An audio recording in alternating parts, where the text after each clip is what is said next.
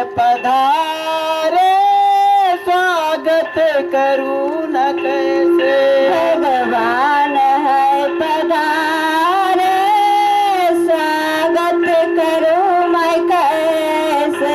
कुछ हाथ ना हमारे स्वागत करूं मैं कैसे। कुछ हाथ ना है हमारे स्वागत करूं मैं कैसे। कुछ हाथ ना हमारे स्वागत करूं मैं कैसे। कुछ हाथ ना हमारे स्वागत करूं मैं कैसे। जय गुरुदेव।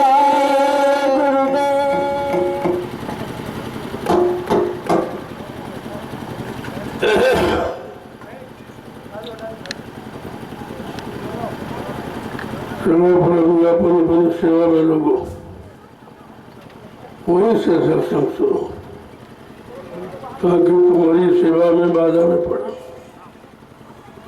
कानों से सत्संग सुनो और हाथ पैरों से सेवा करो तो दोनों काम तुम्हारे होते रहेंगे। ये दोहरा लाभ है सत्संग का। चलो सब लोग चलो अपने यहाँ सामने नहीं कोई खड़ा होगा। चलो वही सुनिए जल करो।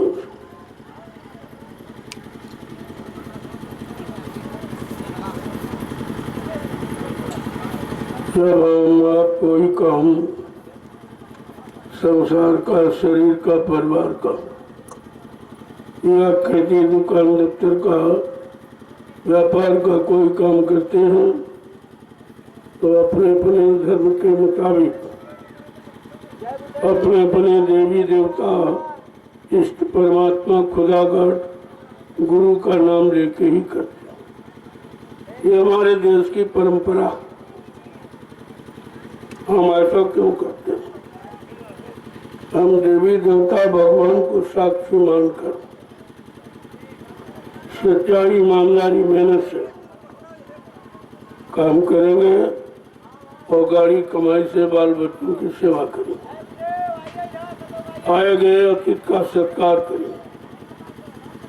इसलिए सब ऋषि मुनियों की ये बनाई व्यवस्था थी। आपने उस व्यवस्था को खत्म कर दिया। जो राज चलाते हैं वो भी भूल गए। किसी मंत्री मिनिस्टर को आपने मंच पर भगवान का नाम बोलते नहीं सुना होगा। वो भगवान का नाम नहीं बोलते। उनको भगवान से कोई मतलब नहीं। कोई देवी देवता का नाम नहीं लेते। सीधे एक दूसरे की निंदा, आलोचना, बुराई करने लगते। ऐसी व्यवस्था बिगड़ गई है राज की कि राजा और प्रजा सब बिल्कुल धर्म से अलग हो गए, भगवान से अलग हो गए, नैतिकता से, अच्छे व्यवहार, अच्छे खान पान से अलग हो। परेशानी, मुसीबत का ये कारण है।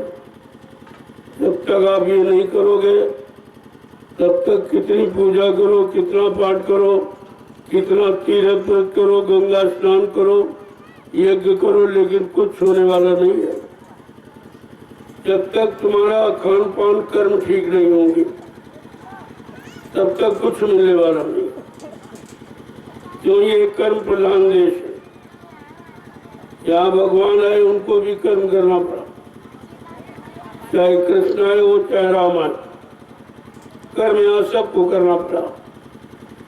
जब उन्होंने अच्छे कर्म किए, आज उनके नाम, आज उनकी पूजा है, आज उनका सम्मान किया जा रहा। तो हमें आपको चाहिए कि हम भी अच्छे काम, अच्छा खान पान करें, एक दूसरे की मदद करें, एक दूसरे से प्रेम, प्यार, मोहब्बत का व्यवहार करें और अपनी जैसी मुसीबत, अपना जैसा दुख तकलीफ सबका समझें।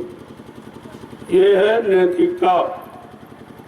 जब तक देश पे, समाज पे इंसानों में नैतिकता नहीं आएगी तब तक कुछ होने वाला नहीं। तुम कितना भी जोर लगा लो, तुम्हारे करने से कुछ नहीं। आप कितने युगों से पूजा पाठ कर रहे हो, तीर्थ व्रत कर रहे हो, हवन जब तक गंगा स्नान कर रहे हो, लेकिन कोई मुसीबत, कोई बीमारी, कोई परेशानी, कोई दुख तकलीफ, कोई लड़ाई झगड़ा, कोई दैवी प्रकोप, कोई दुर्घटना कम हुई और बढ़ती चली जा रही। तो फिर तुम्हारी पूजा करने का मतलब क्या? अरे पूजा सुख शांति लाने के लिए होती। पूजा सबको आराम, सबको यानी मतलब उनके मन में सच्चा भाव पैदा करे, लेकिन सब उल्टा हो रहा। धर्म की जगह धर्म बढ़ रहा, पुण्य की जगह पाप बढ़ रहा है और सत्य की जगह झूठ बढ़ रहा। हिंसा हत्या, जहाँ रहम दया वहाँ हिंसा हत्या हो रही, जहाँ रक्षा हिफाजत वहाँ चोरी डकैती हो रही, जहाँ लोगों में संयम होना चाहिए वहाँ व्यभिचार बढ़ रहा। ये तो सब उल्टा हो रहा। कभी आपने इस पर विचार किया है? न राजा न प्रजा, कोई विचार नहीं। किससे समाज बिगड़ा है उस पर राजा प्रजा किसी का ध्यान नहीं। आखिरकार हिंदुस्तान ये धार्मिक देश है। जब जब धर्म खत्म होने लगा तो धर्म के लिए भगवान राम को रावण से लड़ाई लड़नी पड़ी। धर्म के लिए भगवान कृष्ण को महाभारत करना। ऐसे धर्म किताबें पढ़ने से धर्म नहीं आता। कोई सामग्री जला दो, फूंक दो, धर्म आ जाए। तुम्हें यही नहीं मालूम कि धर्म आता कैसे। जो भगवान आए धर्म की स्थापना के लिए, उनको भी कर्म करना पड़ा, उनको लड़ाई लड़नी पड़ी, उनको झूठ से और मतलब यानी खराबी बुराई इन सबसे लड़ाई लड़नी पड़ी। बुरे लोगों से, बुरे कर्म करने वाले, गंदा खान पान करने वाले, इन सबसे लड़ाई लड़नी पड़ी। अगर इतिहास उठा के देखो तो तुम्हारी समझ में आ जाएगा कि धार्मिक धरा पर धर्म आया कैसे। धर्म कोई पूजा पाठ से आया था।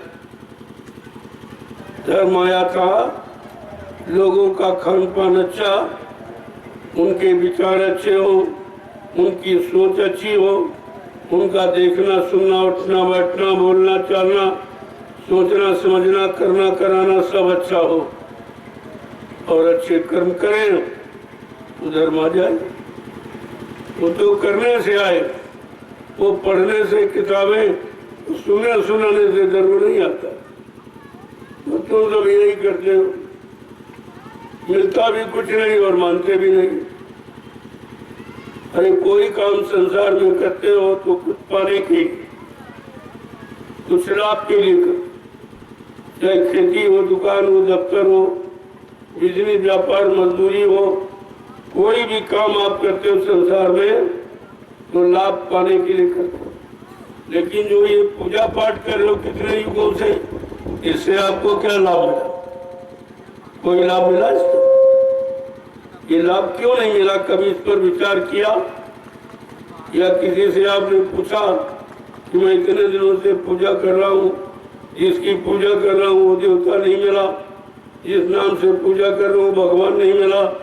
तमाम हमने श्रम किया और समय दिया और सामान दिया, लेकिन मिला कुछ। ये विचार आपको करना चाहिए।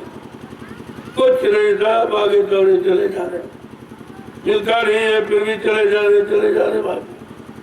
वो अच्छी सच्ची बात सुनते ही नहीं। अरे जब ये देखा 3-3 युगों से ये समय और खराबी होता चला जा रहा शारीरिक क्रियाओं से, तब कलयुग में संत पधारे और संतों ने ये सच्चा रास्ता, सच्चाई पाने का, सुख शांति पाने का ये लोगों के सामने रखा। भजन इबादत इसको कहते, ये है सच्ची पूजा। जो आत्मा से किया जाए वो सच्चा, और शरीर इंद्रियों मन से किया वो झूठा। तुम तो झूठा काम करते हो, वो सच्चा करते नहीं। जब महात्माओं के पास जाओगे तो तुमको आत्मा परमात्मा का भेद बताएंगे। महात्मा वही है जो तुम्हारी आत्मा को जगा के परमात्मा से मिला दे, वो महात्मा। महात्मा कोई दाढ़ी वाल, कोई लाल पीला कपड़ा पहनने का नाम नहीं, कोई जाति बिरादरी का नाम महात्मा नहीं है। महान आत्मा जिसने अपनी आत्मा को जगा लिया, परमात्मा से मिला लिया, वो महान आत्माएं समाज का, परिवार का, इंसानों का काम कर सकती है। बाकी ये काम किसी के बस का नहीं।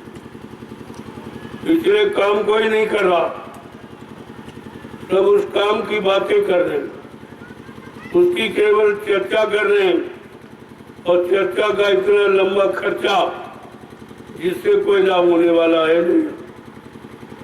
तुम्हें तो मालूम नहीं है कि हमारा काम कैसे होगा, हमें सुख शांति परिवार में, समाज में, देश में कैसे मिलेगी, हमको अपने कार्य में लाभ कैसे मिलेगा, चाहे खेती हो, दुकान हो, दफ्तर हो, इनमें लाभ कैसे मिलेगा, इस पर आपने कभी विचार नहीं किया और उस तरफ दौड़े चले जा रहे हो जहाँ कुछ है नहीं, कुछ नहीं। अगर होता तो किसी ने जरूर बताया होता कि हमने पूजा की, हमको भगवान मिल गए, हमने पूजा की, हमको देवी देवता मिल गए, और उन्होंने ये वरदान दे दिया, ये आशीर्वाद हमको दिया, और ये कहा कि अच्छे से अच्छे काम करो, अच्छा खान पान करो, अच्छी संग सोबत में रहो, अच्छी कर्म करो। क्या एक किसी ने आपको बताया है? जिनकी पूजा की वो तो मिला ही नहीं, तुमको बताता कौन? जब मिला नहीं तब आपको लाभ कौन देगा? तुम्हारी फरियाद कौन सुनेगा? तुम्हारे दुखों को दूर कौन करेगा? तुम्हारी बीमारी कौन हटाएगा? लड़ाई झगड़ों को कौन कम करेगा? इस पर तो आपको विचार करना ही चाहिए था, लेकिन इस पर कोई विचार नहीं, न राजा न प्रजा, ये दोनों इस विचारों से बिल्कुल अलग, क्योंकि ये विषय महात्माओं का, महान आत्माओं का विषय है। अगर राजा महाराजा ये काम कर लेते तो भगवान राम को कृष्ण को आने की क्या जरूरत है? वही काम कर लेते। इसका मतलब है राजा महाराजा शासक, शासन करने वालों से न धर्म की स्थापना होती है, न दुष्टों का संहार होता है, न भक्ते अच्छे लोगों की मदद होती। तब भगवान को आना पड़ा, तब राजाओं के बस का काम। हिरण्यकश्यप राजा था सतयुग में, तब उसने अच्छे काम करने बंद कर दिए, पुण्य करना बंद कर दिया, पाप करने लगा, धर्म करना बंद कर दिया, धर्म करने लगा, तो भगवान को नरसिंह रूप धारण करके आना पड़ा उसको समझाने के लिए। तो नहीं समझा तो मार काट दिया। यही इतिहास त्रेता का है, जब राजा रावण के द्वारा धर्म जाने लगा, अधर्म बढ़ने लगा, पाप बढ़ने लगा, मानवता इंसानियत खत्म होने लगी, और माँ बहन बेटी बहू की परख पहचान खत्म होने लगी, तो भगवान को आना पड़ा। तो इसीलिए आए थे। देखो इतिहास क्या कह रहा, राजा के द्वारा जब अधर्म और पाप बढ़ता है, अच्छे काम होने बंद हो जाते, लोगों को सुख शांति उनकी छिन जाती, मुसीबत आपत्ति दुख तकलीफ उनको घेर लेती है, तब भगवान का आना होता है। ऐसे द्वापर में राजा कंस के द्वारा जब धर्म खत्म होने लगा, अधर्म बढ़ने लगा, मानवता इंसानियत खत्म होने लगी, उसके अंदर भी माँ बहन बेटी बहन की परख पहचान जाने लगी, तो भगवान कृष्ण को आना पड़ा। कम से कम इतिहास पढ़िए, इन शक्तियों का आना क्यों हुआ, किन स्थितियों में हुआ। क्या आज वो स्थिति नहीं है कि आज अधर्म कम हो रहा है, आज पाप क्या कम हो रहा है, क्या मारकाट हिंसा कम हो रही है, झूठ छलकपट बेईमानी क्या कम हो रही है, व्यभिचार कुचार क्या कम हो रहा। तो आपको सोचना चाहिए ये तो स्थिति अवतार की है। जब जब ऐसी स्थिति बनी तब तक कोई न कोई शक्ति परमात्मा की तरफ से आती जाती रही और उसके द्वारा धर्म की स्थापना हुई, दुष्टों का संहार हुआ और भक्तों की मदद। ये तो इतिहास पढ़ा, लेकिन इतिहास को पढ़कर भी आप नहीं समझ पा रहे। उन युगों से ज्यादा ये युग खराब हो गया। कोई ना कोई शक्ति तो आनी चाहिए। जब आई थी तब हम नहीं पहचान पाए, आज आई हो गया ना, अब भी नहीं पहचान पाए। क्यों? उसकी पहचान सकल सूरत से नहीं, उसकी पहचान है अच्छे काम से। जब सबका अच्छा काम, सबको अच्छाई सच्चाई, सबको न्याय सुरक्षा, सबको रोजी रोटी, सबकी महंगाई खत्म और सुख शांति सबको मिलने लगेगी, तब आपको ये काम दिखाई देगा। ये काम किसका है? ये है उस अवतारी शक्ति का। ऐसे तो आप पहचान नहीं सकते, क्योंकि उसके भी हाथ पैर नाक कान मुंह होंगे। जो मानव शरीर में आएगा तो मानव की शक्ल तो होगी, और तुम मानव शक्ल में होते हुए भी मानव शक्ल में रहने वाली उन आत्माओं को आप नहीं पहचानोगे जो परिवर्तन के लिए आती, जो व्यवस्था बदलने के लिए आती, सबको सुख शांति देने के लिए आती, सबको न्याय सुरक्षा रोजी रोटी दिलाने के लिए आती हैं। उनको आप कैसे पहचानें? उनकी पहचान है उनका कर्म। वो ऐसे कर्म करेंगे जो आम इंसान नहीं कर सकता। जो इंसानों की बस के काम नहीं है वो काम करके दिखाते। तभी तुमको भगवान कहते। भगवान भाग्यवान, भाग का निर्माण करने वाला, जो इंसानों के भाग का निर्माण करते। भगवान की परिभाषा ये। भगवान में कोई तो दाढ़ी वाल से नहीं, उनकी कोई पहचान तो बाहर में थी नहीं, और उनको भी नहीं किसी ने पहचाना। जब अयोध्या में आए भगवान राम, उनके माँ बाप नहीं पहचान पाए, अयोध्यावासी नहीं पहचान पाए। जब 14 बरस जंगल में रहे तभी कोई नहीं पहचान पाया।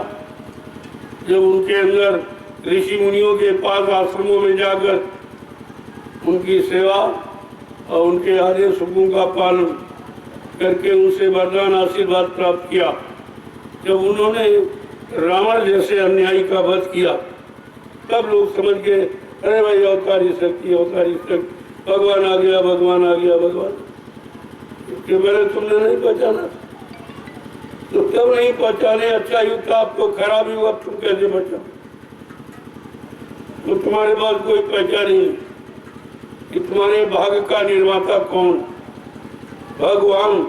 मान माने बनाने वाला भाग, तुम्हारे भाग को बदलने वाला, भाग को बनाने वाला, भाग में परिवर्तन करने वाला कौन है? तो जब तक तुम शरण में नहीं जाओगे, वचनों को नहीं सुनोगे, आदेश का पालन नहीं करोगे, तब तक आपकी समझ में कुछ नहीं। ऐसे तो समय त्रेता का निकल गया, द्वापर का निकल गया, सतयुग का नहीं। अंत में समझे जब उन्होंने मार काट शुरू किया, तब अरे भगवान आ गया, भगवान आ गया। इसके पहले तो आप समझ नहीं पाए, तो आज तुम कहां समझ लोगे? लेकिन आज कलयुग का परिवर्तन मार काट कर नहीं होगा, वो है शांति का, वो है रहम और दया का, वो मानवता इंसानियत का, वो मार काट का नहीं। कलयुग का परिवर्तन खूनी क्रांति से नहीं होगा, वैचारिक क्रांति के बाद। वो ऐसा महापुरुष है जो लोगों के भाव विचारों को बदल देगा, उनकी कर्म करनी को बदल देगा, उनके खान पान को बदल देगा, उनमें मानवता इंसानियत आगे खड़ी कर देगा। अभी आप समझेगी कहो, और तुम्हारे बीच में रहेंगे, तुम्हारा काम करेंगे, लेकिन तुम समझ नहीं पाओ। समझ तुम जब ही पाओगे जब कोई चमत्कार, उस चमत्कार को दुनिया नमस्कार करे। लेकिन संतों का चमत्कार यही है उनकी जीवात्मा को जगा दे और परमात्मा से मिला। इससे बड़ा कोई चमत्कार, और ये चमत्कार किसी युग में किसी ने नहीं किया। न ऋषि मुनियों ने तपस्या करके कर पाया, न योगियों ने योग साधना करके कर पाया, न अवतारी शक्तियों ने मारकाट हिंसा करके कर पाया। ये तो काम किसी ने नहीं किया था कि जीवात्मा जगाए परमात्मा से मिला दे। तो आज कलयुग का परिवर्तन बिल्कुल अनोखा, एकदम अलग तरफ। लेकिन जब उनके करीब आओगे तो उनकी दया मिलेगी। बगैर दया की भी आप नहीं समझ सकते। जब वो दया करेंगे तब तुम्हारे अंदर से गंदगी को हटाएंगे और शुद्धता का प्रवेश करें। जब पाक साफ निर्मल हो जाओगे तब तुम्हारे में पहचान।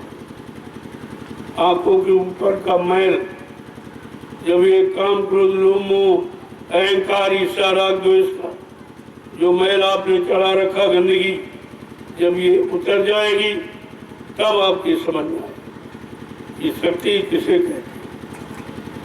वो शक्ति जिस तरह का काम करेगी वो किसी ने नहीं किया। तुम्हारे में मानवता इंसानियत भरेगी, तुम्हारे में प्रेम प्यार मोहब्बत भरेगी, नफरत की जगह प्रेम भरेगा, मारकाट हिंसा की जगह रहम और दया प्रवेश करेगा।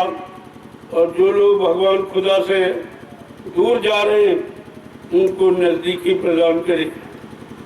जब ये काम उसका देखोगे तब तुम्हारी समझ में आ जाएगा, हाँ भाई कोई शक्ति। ये नहीं समझ पाओगे कैसी शक्ति है, कौन शक्ति है, क्या करने आई है, क्या करके दिखाएगी। केवल ये जान जाओ, हाँ भाई कोई शक्ति। लेकिन वो शक्ति संपूर्ण मानव जाति में परिवर्तन लाने, वो किसी एक जाति, एक धर्म, एक मजहब, एक देश प्रदेश के लिए नहीं आते। वो संपूर्ण मानव जाति के लिए सर्वदेशी, सर्वहितैषी और समदर्शी और त्रिकालदर्शी और दूरदर्शी होते। वो परिवर्तन करें, उनके द्वारा कलयुग का परिवर्तन हो। ये तो किसी को पता ही नहीं है, न राजा जाता न प्रजा जानती। ये किसी को भेद नहीं मालूम है कि वो शक्ति कौन सी है जिसने अपना काम शुरू कर दिया। अध्यात्म की जड़ें इतनी मजबूती से गाड़ रहा है जिसको लाखों वर्ष तक कोई उखाड़ नहीं सकता। उसका काम शुरू है, तो उस काम को देखकर लोग आश्चर्य करेंगे, लेकिन ये नहीं समझ पाएंगे ये किस शक्ति का काम हो रहा। जब शक्ति की भक्ति, भक्ति माने आदेश पालन, हुक्म का पालन करोगे, वचनों पर चलोगे, उसको कहते हैं भक्ति। अपने भाव विचारों की सारी शक्ति किसी के प्रति अर्पण कर देना ही उसकी भक्ति कहलाती। ये भक्ति की परिभाषा। जब तक ऐसे विचार तुम्हारे अंदर नहीं आएंगे तब तक उस शक्ति से आप कुछ नहीं पा सकते हो, चाहे 24 घंटे घंटी की तरह गले में चिपके, फिर भी नहीं सकते। वो लेने की क्रिया इस तरह की नहीं है, और वो देते नहीं है। लोग प्रेम से, श्रद्धा, सेवा भाव से ले लेते। अभी वो बात तुम्हारे में है नहीं, लेने वाला भाव है नहीं तुम्हारे में, तो दूर भगने वाला भाव है, दूर रहने वाला भाव है। नजदीकी में आकर नजदीकी को समझने का भाव तुम्हारे में नहीं, इसीलिए तुम निरंतर दूर भागते चले जाओ। एक एक बात को बड़े गौर ख्याल से सुनिए। ये कथा वार्ता नहीं हो रही, ये पुराने युग की किताबें नहीं पढ़ी जाती। यहाँ कलयुग का इतिहास आपको बताया जा रहा, जिस इतिहास की तुमको जरूरत है, क्योंकि तुम कलयुग में बैठे हो और यहाँ त्रेता द्वापर का इतिहास सुना रहे तुम। उससे क्या होने वाला, उससे क्या होने वाला है? गुजरा हुआ जमाना आता नहीं दोबारा, तो समय घड़ी निकल जाती है, वो दोबारा नहीं आता। ये जो कहानी सुनते हो द्वापर की, त्रेता की, क्या इनसे द्वापर त्रेता आ जाएगा? अरे नंबर तो सतयुग का, कलयुग के बाद सतयुग का नंबर, और तुम इतिहास पढ़ रहे हो द्वापर त्रेता का। यानी समय खराब करते हो और बोले होने वाला कुछ नहीं। न सुनाने वाला देगा, न सुनने वालों को कुछ मिलेगा। न सुनाने वाले के पास कुछ है और न सुनने वालों को दे देगा। वो तो किताब पढ़ रहा, उसे क्या मालूम ये वेद व्यास ने किस लिए श्रीमद् भागवत पुराण की रचना की। अकेले में नहीं, 88,000 ऋषियों की मंत्रणा से इसी नैमिषारण्य में वेद व्यास ने श्रीमद् भागवत पुराण की रचना की। किस लिए कि द्वापर खत्म होने वाला, कलयुग आने वाला। तो महात्मा व्यास जी त्रिकालदर्शी से उन्होंने देखा कि आगे का समय बहुत खराब, इंसान धर्म से दूर चला जाएगा, इंसानों में अधर्म और पाप बढ़ जाएगा, इंसानों में हिंसा और हत्या आ जाएगा, चोरी डकैती करना आ जाएगा, इनका खान पान खराब हो जाएगा। इसलिए वेद व्यास ने मंत्रणा की, यानी बैठक, 88,000 ऋषियों को बुलाकर एक बैठक मीटिंग की कि भाई आगे कलयुग आ रहा है, सब लोग बताओ तो क्या किया जाए। तो सबने कहा कि आप ही श्रेष्ठ हो, आप ही सबसे बुजुर्ग हो, आप ज्ञानमान हो, आप जो कहेंगे हम सब लोग उसको स्वीकार करें। तब वेद व्यास ने श्रीमद् भागवत पुराण की रचना की। और जब राजा परीक्षित को तक्षक काटा, जान गए कि तक्षक काटा बच्चा नहीं। अब उसको मोह हो गया राजा कि हमारा राजपाट चला जाएगा, हमारी संपत्ति खजाना सब चला जाएगा, हमारी प्रजा छूट जाएगी, हमारा परिवार बाल बच्चे छूट जाएंगे, हमारी ख्याति और प्रशंसा सब खत्म हो जाएगी। तो उसको मोह आ गया। मोह सकल व्याधन कर मूड़ा, मोह संपूर्ण व्याधियों की जड़। और मोह जाता कैसे?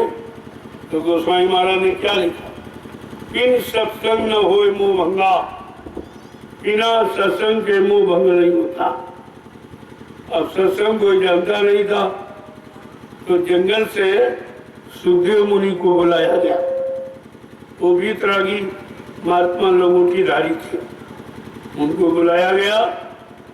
उन्होंने राजा परीक्षित को जब सत्संग को सुनाया कि मानव जीवन ये नाशवान है, ये शरीर नाशवान है, तुम्हारे पहले जितने पूर्वज राजा हुए सबको जाना पड़ा, शरीर छोड़कर एक दिन सब गए और तुमको भी जाना पड़ेगा। इसमें मोह की क्या बात।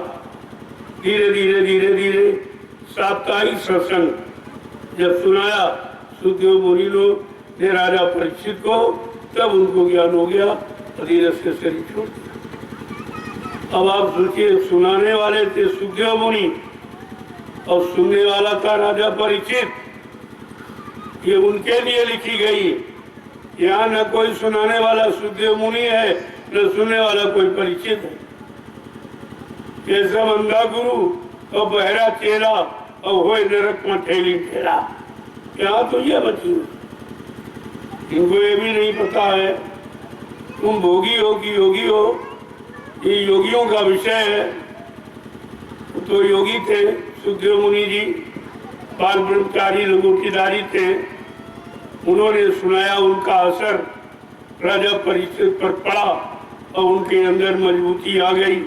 उनके विचार बदल गए कि अरे हमारे पूर्वज चले गए शरीर छोड़कर, तो हम भी शरीर छोड़ के चले जाएंगे। धीरे धीरे मोह खत्म हो गया। तो मोह खत्म होने का तरीका है सत्संग। गोस्वामी महाराज ने रामचरितमानस में लिख दिया, अगर कोई इंसान अपने अंदर से मोह ममता को हटाना चाहता है तो उन्होंने कहा, मोह सकल व्याधन कर मूला और बिन सत्संग न होए मोह भंगा। बिना सत्संग के मोह नहीं जाएगा। तो ये सत्संग सुनाने वाले कौन थे? सुखदेव मुनि जी थे। यहाँ कोई सत्संग जानता है? और सत्संग हो रहा तो उसमें बाधा हो जाना। जो सुनना चाहिए वो तो सुनते नहीं। इस कथा का मतलब सत्संग है और सत्संग ये जानते नहीं है। अगर बताया जा रहा तो ये मानते नहीं।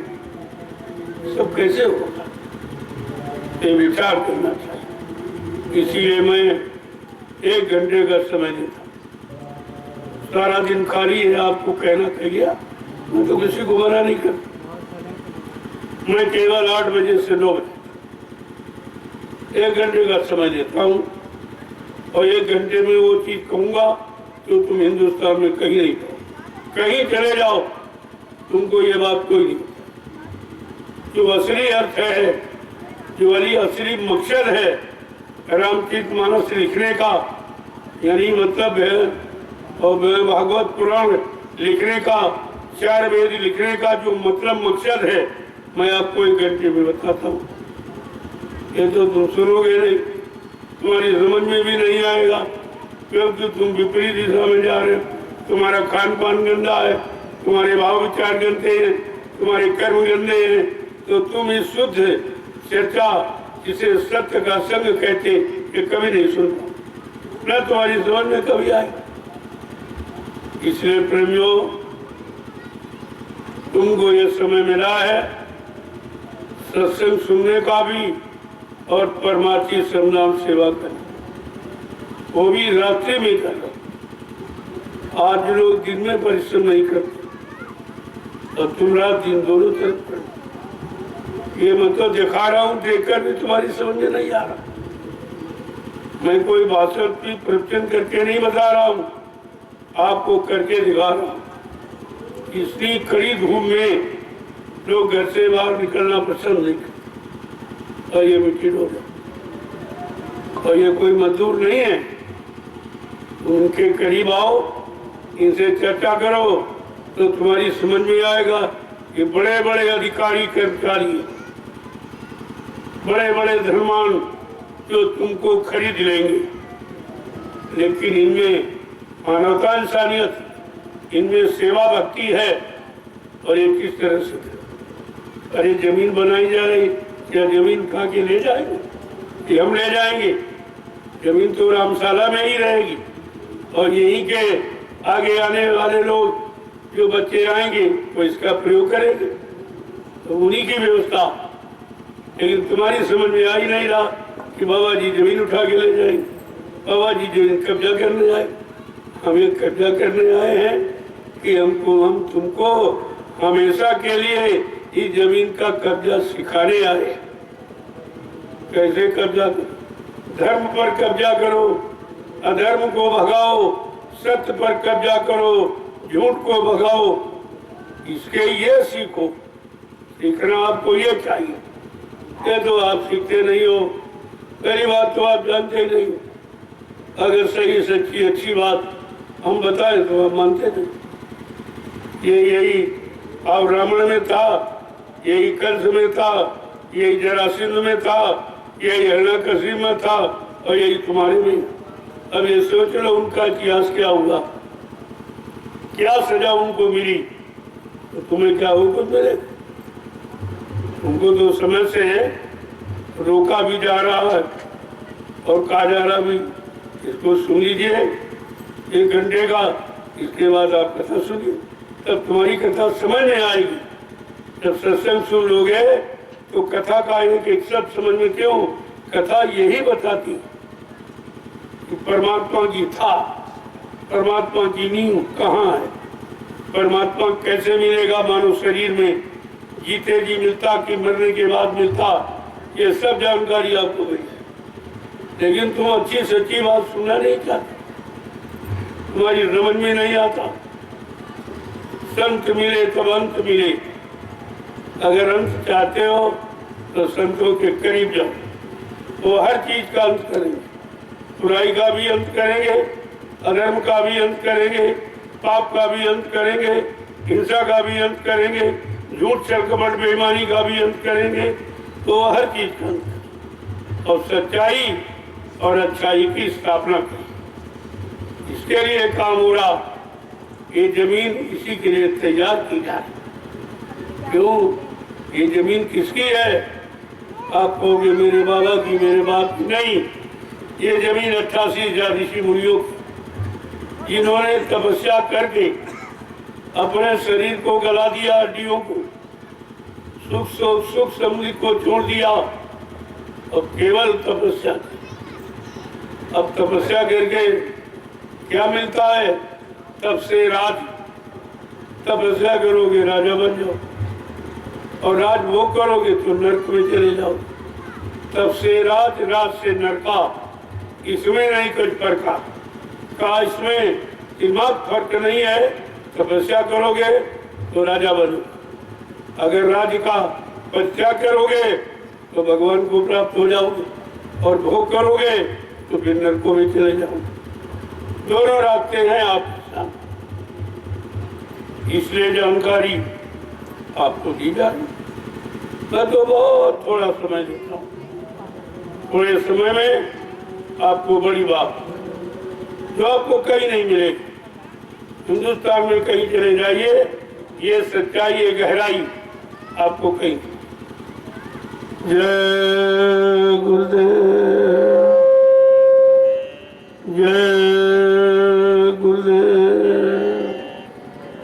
जय गुरुदेव। नाम किसका?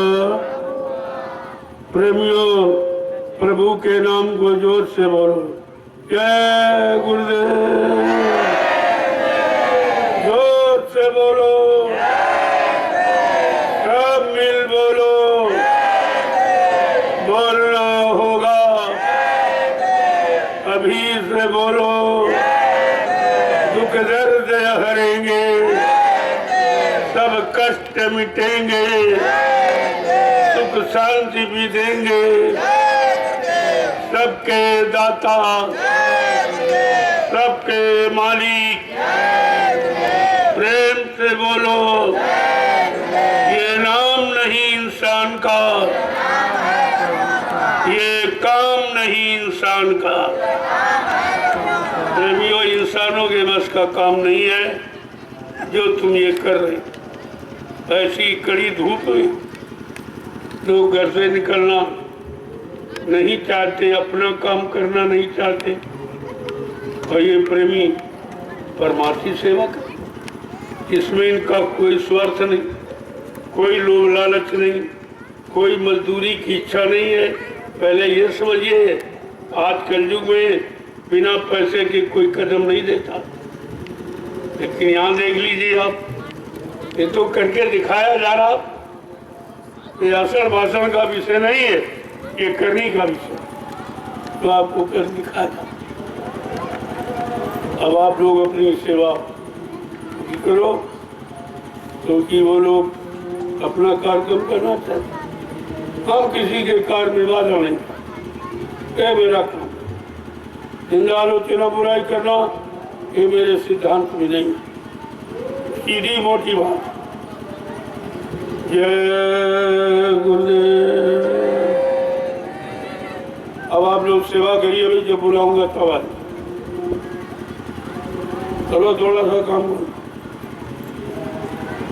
25 डलिया डालो, उसके बाद बंद करो।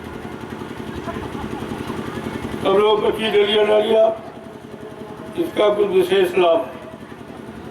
जो 25 डलिया जो डालोगे इसका लाभ अलग, और नहीं तो वैसे तमाशा देखते रहोगे, खाली आए खाली लौट। ये तुम्हारा सत्संग में आने का मतलब क्या? सत्संग का कोई लाभ नहीं ले पाए कभी यहाँ क्यों आए? अरे ये देखो, हिंदुस्तान में ये काम कोई करा सकता? कोई राजनीतिक पार्टी, कोई धार्मिक मिशन ये काम नहीं करा सकता जो आपके सामने हो। अरे काम देखिए, काम से पहचान होती है ये काम किसका, ये कौन कर रहा। जो आज सैकड़ों साल से इस जमीन की तरफ किसी ने देखा, ये बियाबान जंगल के रूप में परिवर्तित हो, कितने ऊंचे नीचे गड्ढे हो गए जो किसी के बस की बात सरकार भी नहीं करा पाती।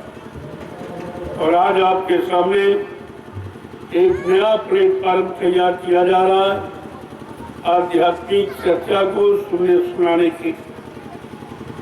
इसके लिए तैयारी हो रही। तो आप लोग जो काम कर रहे हैं उस सृष्टि का अनोखा काम।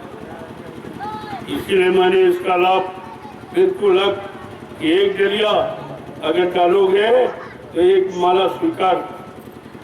कितना बड़ा लाभ, ये लाभ कोई नहीं दी।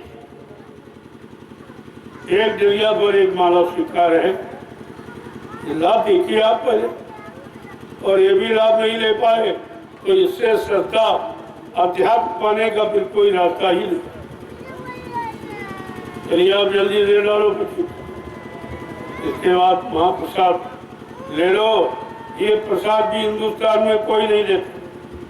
कहीं चले जाओ, कोई अपनी तरफ से प्रसाद नहीं देता। जो तुम खरीद के ले जाओगे उसी में से थोड़ा निकाल कर उनको लौटा देता और बाकी डिब्बा रख ले। ये यहाँ की प्रथा है प्रसाद, क्योंकि यहाँ प्रसाद बनाना इनके बस की बात नहीं है। प्रसाद ऐसे बनाया जाए जिसने अपने सदगुरु को खुश कर लिया, उनके आदेश हुक्म का पालन करके, उनके वचनों पर चलकर, तो उनकी दया और दुआ किसी वस्तु में प्रवेश करके जीवों को लाभ दे सकता है। ऐसे प्रेमियों लाभ दिया, ऐसे प्रसाद बनाया जाता है कि किसी के बस की बात प्रसाद बना दे। ये काम किसी के बस। और प्रसाद का लाभ देखिए आप, कि प्रसाद के लाभ को लेकर ही आए हैं ट्रेन। जो कोई कहीं नहीं ठीक हुआ, डॉक्टर वैद हकीमों ने जवाब दे दिया, कहा इनका समय खत्म, अभी नहीं। मैंने कहा भाई प्रसाद खिलाइए इनको। डॉक्टर कोई भगवान नहीं है कि महाप्रसाद का प्रयोग करो, देखो इसका चमत्कार क्या। तो ये लोग ठीक हो गए तो डॉक्टर भी आश्चर्य में पड़ गया। अरे कहा भाई तो उसकी पूजा करते हो? राम जय गुरुदेव। भाई बहुत शक्ति है, मेरे यहाँ पे खत्म हो चुका था, मेरे ज्ञान में तो ये खत्म। तो बहुत शक्ति ने भाई बचा लिया, बहुत बड़ी बात है। तो धीरे धीरे आश्चर्य और चमत्कार लोगों को देखने को मिला कि ऐसे भीड़ नहीं चली जा रही।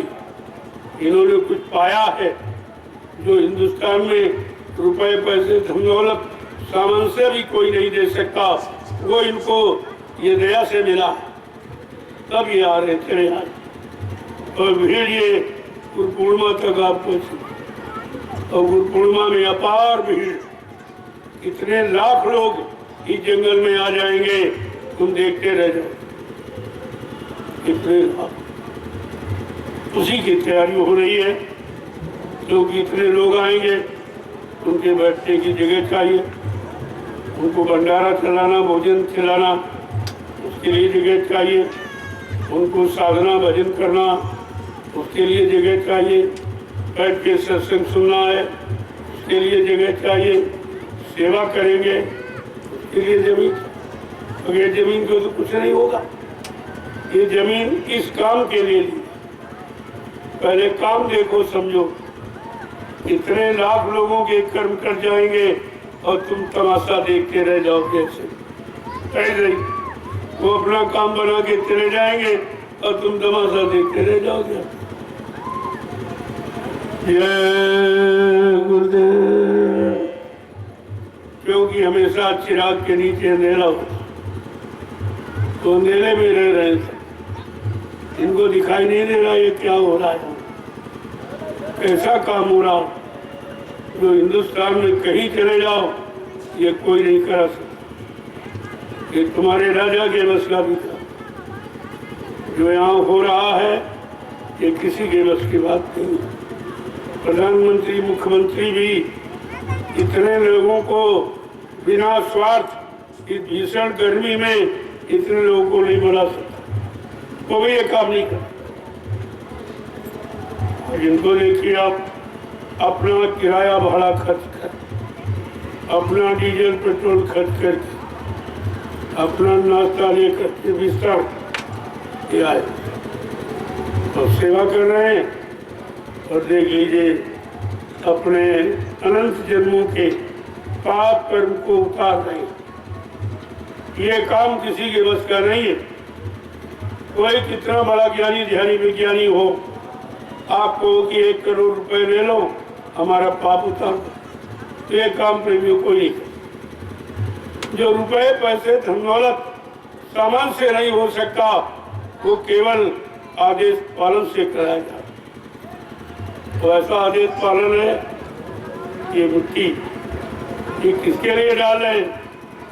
आने वाले लोग, जो पीछे से लोग आ रहे उनके, जो आगे यानी बच्चे आएंगे उनकी व्यवस्था बनाई जा रही।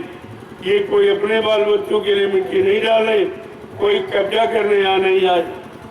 इस भूमि को तैयार करके इस पर प्रेमियों को भजन इबादत पूजा करने के, सत्संग सुनने के लिए, भोजन भंडारा चलाने के लिए ये भूमि तैयार की जाए। और ऐसी भूमि है जो तुम्हारे किसी के बस की नहीं, सैकड़ों साल से पड़ी है, कुछ जो तुम्हारे बस का नहीं वो काम हो रहा, फिर भी तुम्हारी समझ में नहीं आ रहा। तुम भी तो इंसान हो और तुम्हारी जमीन तुम नहीं ठीक कर पाए। कई लोग देखो किस तरह से लगे, लोग अपना काम भी इतनी ही लगन के साथ नहीं करते जितना ये परमात्मा के लिए करते। परमात्मा शब्द में इतना बल है, इतनी शक्ति है।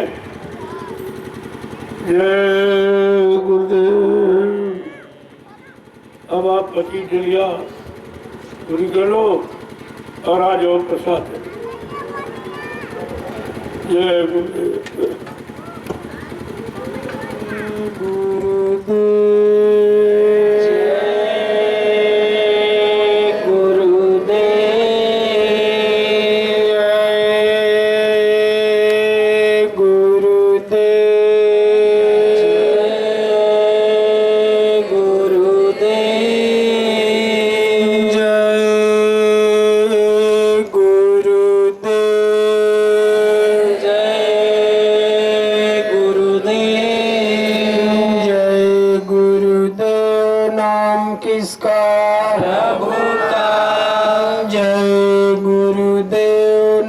किसका?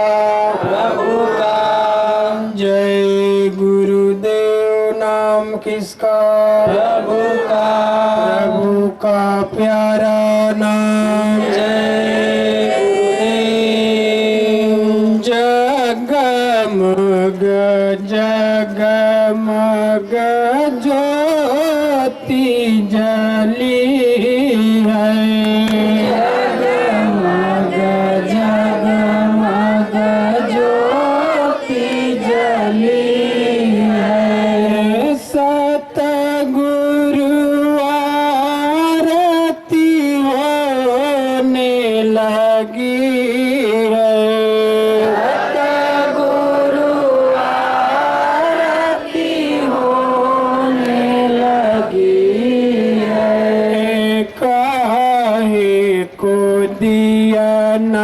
काहे की बाती को दिया न काहे की बाती। काहे की ज्योति जलाए दिन राती। काहे की ज्योति जलाए काहे की थाली में साजी धरी है। काहे की थाली में साज धरी है। जगमग जगमग ज्योति जली है।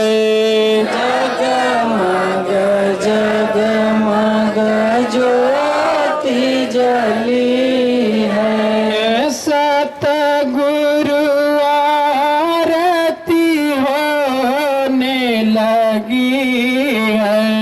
सतगुरु आरती होने लगी है। ज्ञान को दिया ना सुरती की है बाती, ज्ञान को दिया न सुरति की है बाती, शब्द की ज्योति जलाए दिन राती, शब्द की ज्योति जलाए दिन राती, काया की थाली में साजी धरी है, काया की थाली में साज धरी है, जगमग जगमग ज्योति जली है, जगमग जगमग ज्योति जली है, सतगुरु आरती होने लगी है, सतगुरु आरती होने लगी है, गुरु जी को ध्यावे गुरु को मनावे, गुरु जी को ध्यावे गुरु को मनावे, गुरु चरणों पर शीस झुकावे, गुरु चरणों पर शीस झुकावे, गुरु जी की सूरति हृदय में बसी है, गुरु जी की सूरत हृदय में बसी है, जगमग जगमग ज्योति जली है, जगमग जगमग ज्योति जली है, सतगुरु आरती होने लगी है, सतगुरु आरती होने लगी है, जो सतगुरु जी की आरती साजे, सतगुरु जी की आरती साजे, जो सतगुरु जी की आरती गावे, जो सतगुरु जी की आरती गावे, जन्म मरण उसका छूटी जावे, जन्म मरण उसका छूटी जाए, जगमग जगमग ज्योति जली है, जगमग जगमग ज्योति जली है, सतगुरु आरती होने लगी है, सतगुरु आरती होने लगी है, जय गुरुदेव, कोटि कोटि करूं वंदना, अरब खरब प्रणाम, चरण कमल बिसरू नहीं, जय गुरुदेव नाम, चरण कमल भूलो नहीं, जय गुरुदेव नाम, दाता सबका